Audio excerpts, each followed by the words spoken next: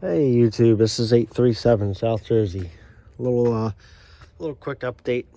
This is my wife's car, 2017 Nissan Pathfinder, and she gave me permission to install a CB radio in her car. Let me show you what I got. It is the Anytone Smart CB, AM/FM. Right now I have it on high power, which is supposedly 10 watts. I think it's closer to 8. Perfect little CB for this car, because there's nowhere to mount a CB in here other than if you wanted one on your dash. I don't think she would appreciate that too much. But right there, she still has access to her cubby. I won't tell her this, but she can't reach one of her sockets. She has one, but she can't reach the other, but she doesn't know that right now. Double-side sticky tape mic holder. Obviously the mic is stock, because if you know these radios, unless you unsolder the microphone from the board, you can't really change them out. So it's fine, it works well. And thank you, whoever that was that commented on one of my other videos. I now know about the lock feature. I can lock it so she doesn't accidentally push anything. Channel up and down button doesn't work. It's stuck on the channel of choice. She has access to the PTT and the volume and on and off. And that's it. I think, yeah, it does. So if you keep it on, it'll stay locked, which I plan on keeping it on. Also, as far as my testing goes, I think whether this is legal or not, and I don't think the FCC really gives a darn these days about CB radio, but I think FM sounds more crisp than AM.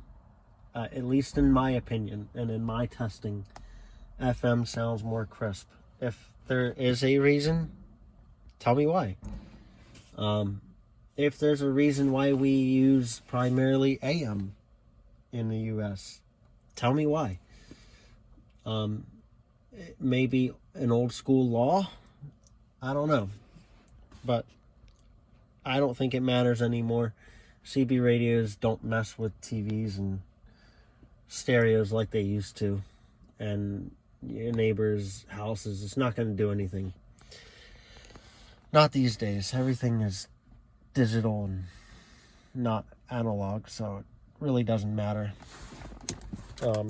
At least from my experience, it doesn't matter. My radios don't mess with anything in our house at all.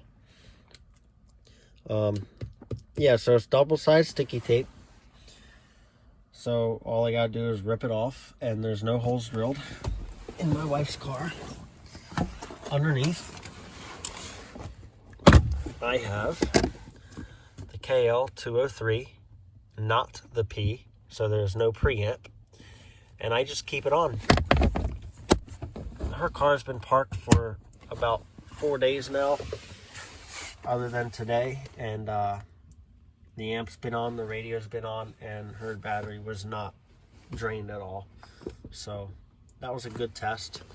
Her car's been parked for a particular reason. She doesn't have brakes right now. Well, she does, but doesn't. It's a sticky situation. Anyway, KL203. I think it does 100 watts. At least that's what it's advertised. So since we're starting in the cab, the wires are ran underneath the dash, and then they pop out here, the power and the antenna wires. This is that mesh, kind of like a mesh material electrical tape, just basically to keep them semi-protected and a little more neat. I know it's not the best installation. These holes don't lead to anywhere except bolts. I couldn't poke through these holes to get into underneath the dash unless I drilled through them. I'm guessing those bolts are holding the dash in place, so not only that, but there's no grommets underneath of the dash. The main wiring harness does come in through a grommet, but it's not the big grommets that we're used to that are easy to poke through. Not only that, but it's also very, very hidden underneath the engine bay, and I'll show you that in a second. But let me open the hood. I'm going to do this one-handed. I apologize. Bear with me. Okay. So, the wires come behind here. This wire loom. A lot of stupid little rubber pieces on these cars. Little plastic pieces of junk. And, okay, so they come through here, run underneath this plastic piece, and then split off out of that wire loom. The power goes through this fuse and then directly to the battery. It's also grounded right here. Antenna wire. That's a ferrite bead or ferrite coil, whatever you want to call it. Runs underneath that plastic trim, pops out on this side, which is the passenger side, and comes up to the NMO mount. Cheap little 90-degree NMO mount. I had to kind of bend and tweak to make it semi-straight and level and what have you. Antenna of choice is a Browning 48-inch, 27 megahertz. Basically, it's a whip. It does bend really easily. I kind of wish they made it a little stronger, like an AM/FM stereo antenna, but they didn't. And if you look at it, other than the mount, it does just look like an AM/FM stereo antenna. It pretty much looks factory for the most part. Pardon me, I'm shutting the hood again. So I was going to put a little wheel antenna on top of her car, but most of her roof is glass, so that doesn't give me much option for putting a mag mount on that roof. Also, I didn't want it sticking up too high because she does go through drive-thrus, mainly Dunkin' Donuts and Starbucks.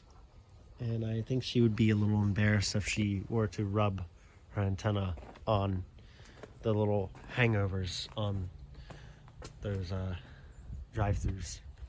So she was fine with this. She didn't like it, but she was fine with it. You know, it's not that noticeable. It's a black antenna, so it doesn't stick out like stainless steel would. And yeah, again, let me show you one more time the setup. Not bad. I think it works pretty well in here. It's really tight when it gets to this little crack, but that's why it sticks out just that much. I would have rather it been a little further back to where all you see is the face of the radio, but I guess it's fine. It works.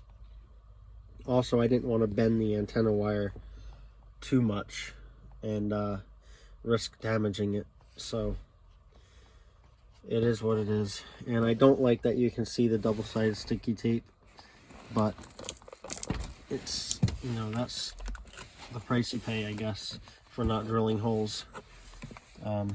This has only been on here maybe 2 weeks, and I'm not a big fan of that. Maybe it's because it's not on a perfectly flat surface.